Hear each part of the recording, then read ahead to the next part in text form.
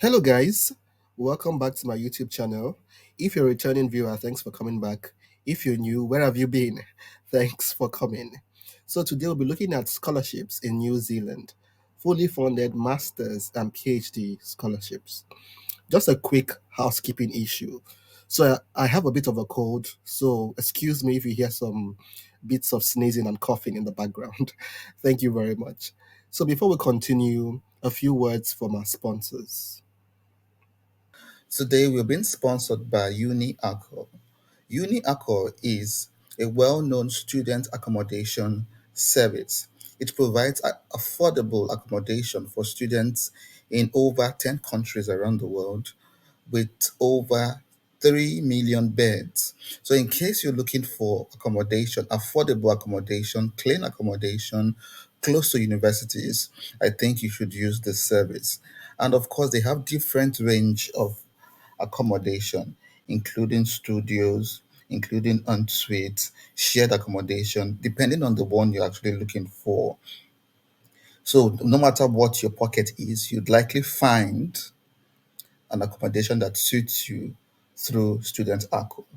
There are also other kinds of services like no deposit, no university, no payments. There are cashbacks, there are Amazon vouchers, and other freebies you can get from UniAcco. So please try as much as possible to use their service if you're looking for student accommodation globally and you wouldn't regret it. And of course, the link to UniAcco will be in the description box of this video. So please look at it and enjoy affordable accommodation for your studies. So let's continue. So the New Zealand government scholarship is back, and we're happy to announce this. So this scholarship was out for like 2, 3 years because of you know what has been happening globally as regards movement, traveling, and things like that. Yeah, and we're happy to announce that it is back and open to candidates from all continents around the world. So let's just check quickly to confirm, and let's begin with item number 8. This shows you what the scholarship entails, what it covers, and other juicy bits. So, so if you scroll down a little, you will see here that it's a fully funded scholarship, full tuition fees. Here you can see living allowance, and it's 500 New Zealand dollars per week, over 500, 531 precisely. There is also establishment allowance, there is health insurance, there is tutoring cost, there is travel from your home country, travel insurance, travel to your home country, like to visit family and friends and things like that. There's other reimbursements, there's reintegration allowance. So if you're going back home, they give you this bit of money in your pocket to help you restart life and things like that. So it's a fully funded scholarship, as you can see. So let's go through the other items here. So let's check eligible countries. Which countries are eligible for this scholarship?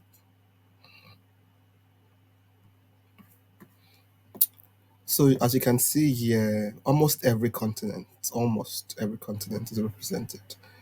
So these are the countries under the Pacific countries. You can see the names here.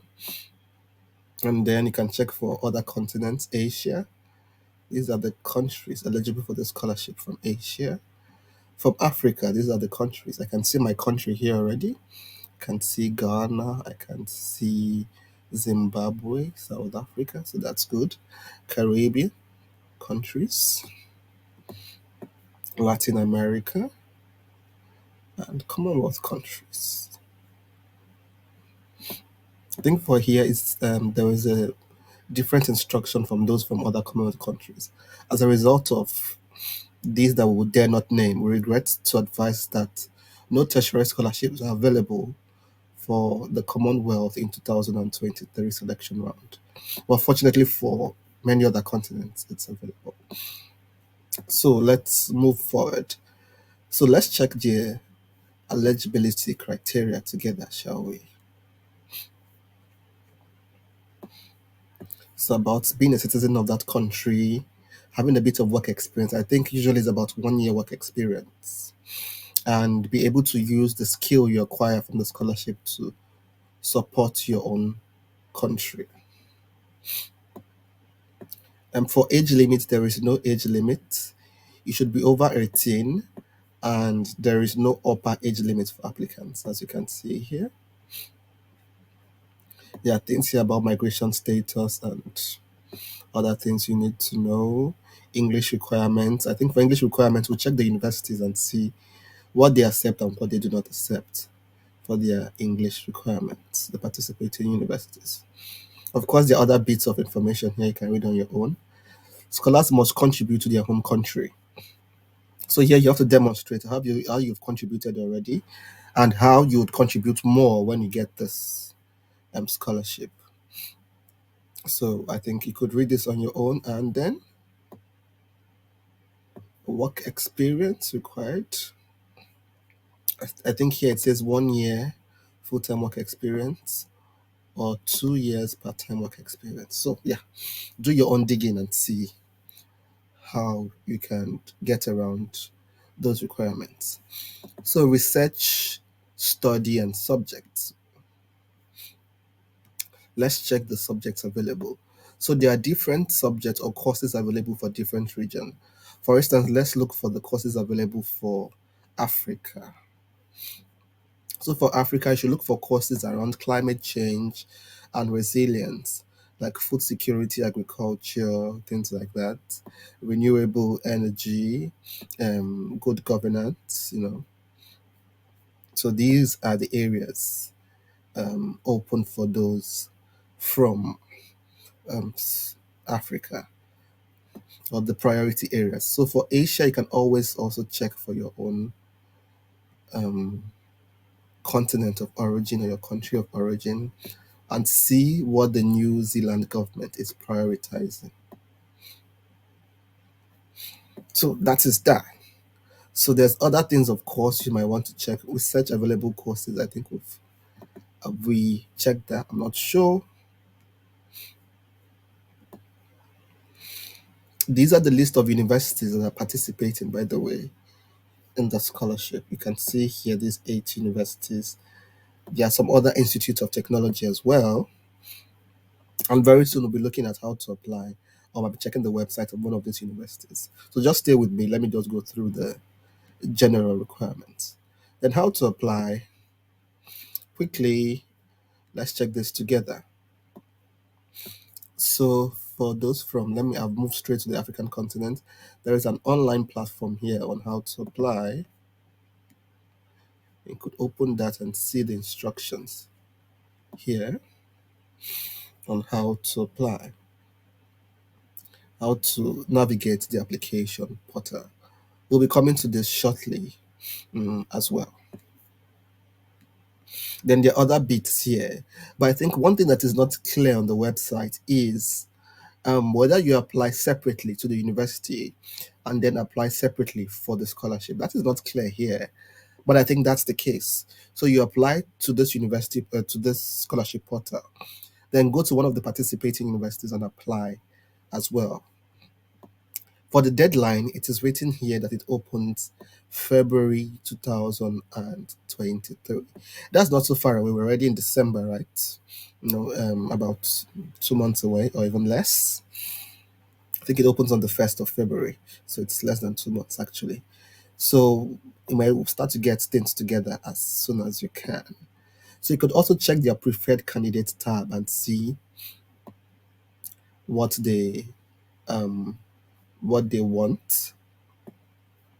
Yeah, it says we make first contact. First, we contact the international admissions team at your preferred university. Oh, that's nice. That makes a lot of sense then. You apply for admission. You must go to the website of your preferred educational institute to apply for admission as an international student. When you're applying, you should identify yourself to the institution as a preferred candidate of the Manaki New Zealand scholarship. So this clarifies the point I raised earlier, that whether you should apply first to the university and then to the scholarship portal. Here it is saying you apply to at the scholarship portal, and then you are invited to apply to one of the participating universities. Of course, you need to know the participating universities beforehand, start checking the courses and start checking your eligibility, and then you signal that in your scholarship application. And then if you're like shortlisted, then you given the green light to like move forward. Of course, you can read the full info here. Just sit down, take a seat, a cup of water, and read through as much as you want.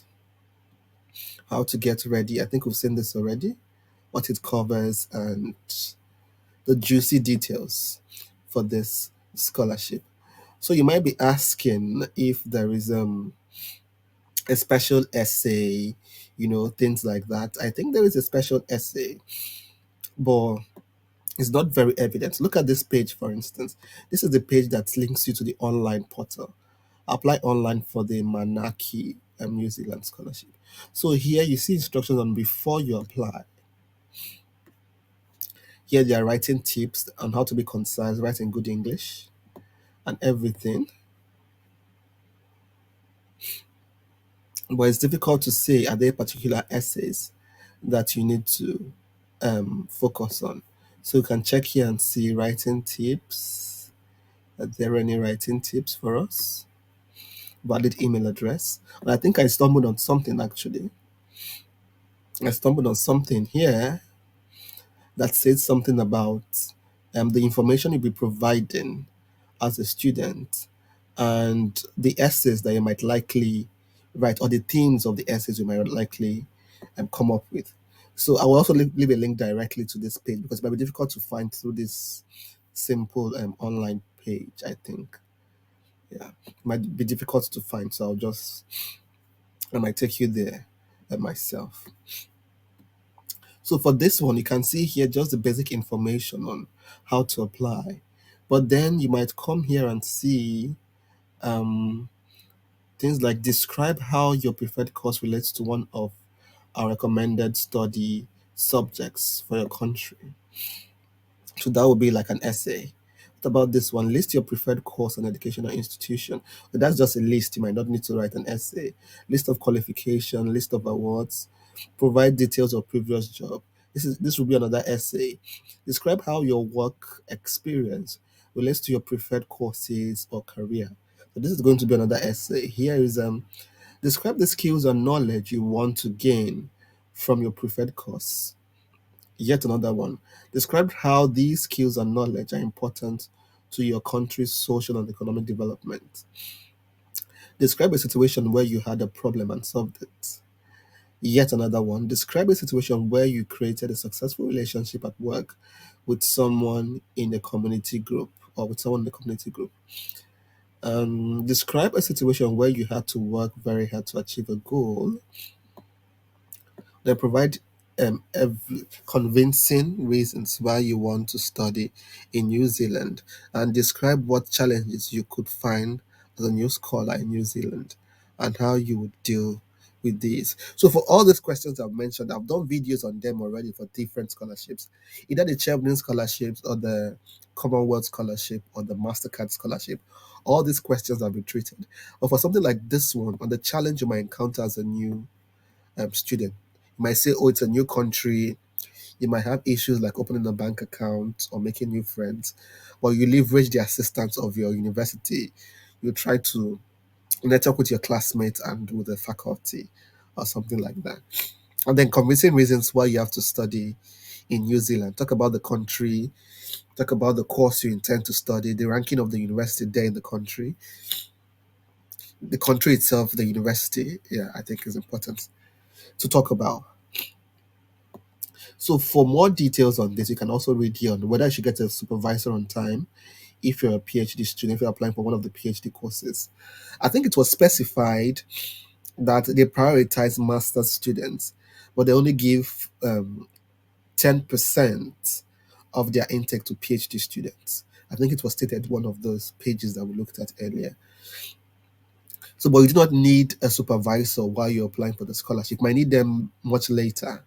I think so, but not now. I think it was written here As a PhD scholarship applicant, you do not need to provide or to prove rather that you already have a PhD supervisor when you apply for the Monarchy in New Zealand scholarship. But later in the PhD process, if we select you for an interview, then you must prove that you have a PhD supervisor or you are close to confirming a PhD supervisor. So this suggests that while you're concentrating on applying just for the scholarship, also keep tabs on the eligible courses, on the universities, on your prospective supervisors. This is very important because you might need one of them or you will need one of them eventually. And you do not want to be caught unawares that you're shortlisted for the scholarship and you do not find a supervisor. I think this is particularly for those studying for a PhD. And I think even a master's by research. Yeah, I think that's important. So look for one of the participating universities and start engaging with them while you're actually prioritizing the scholarship application. So this is one of the universities here. You might see, let's do um, Masters of Disaster.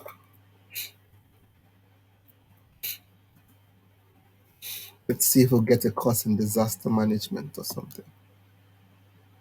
Um, and we're doing a postgrad course as well, you know. So let's see, Master of Disaster. Let's see if we'll get any course on disaster management. Let's see, of these. Yes, there is one. So let's see the applications requirements. Even though we're not applying now, you get the point.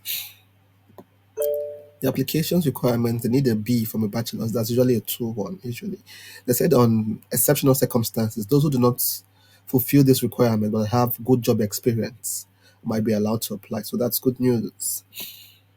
What about something like the English language requirements? So you could read this and see. I think if you scroll down here, it said that qualifications and assessment in English language. You can use the official result of an academic qualification completed in a country where the main language of instruction and assessment of the qualification was English. So this is good. If you studied in the English language, you do not need to provide any of those English language tests. According to this university, at least. I think this is Auckland University of Technology, I believe. So we got you there through and through. So that's it, guys. I hope this was useful. The New Zealand scholarship. Just sit down and explore this website on your own. This video is just like a quick pointer to whet your appetite a little bit. So you're meant to do your own research on do your own background. And as usual, guys, we wish you good luck. There are lots of materials on my channel already. Lots of other scholarships. Take advantage of them. And as I said, most of the essays that you'll be required to write for this New Zealand scholarship are already contained here, like the Chevening scholarships, for instance, or the MasterCard essays, or things like your motivation letter. You can get them here, or for the Commonwealth.